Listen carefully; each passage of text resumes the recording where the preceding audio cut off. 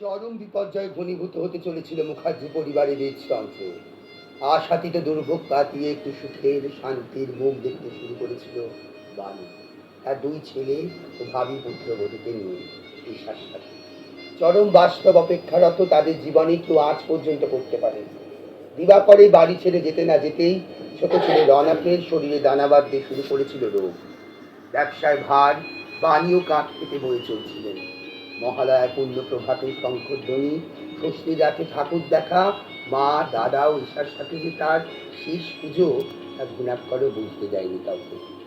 জবা রনাথের জীবনদ্বীপ ধীরে ধীরে নিস্তেজে পথ ধরে চলছিল, তার ভাব বোঝাই যায়নি। অষ্টমী সন্ধি পুজো ভাবি বৌমনির সাথে দেখে বাড়ি ফেরার পথে অসহ্য তল্পের যন্ত্রণা কাতর রনাক কাতরাতে থাকে।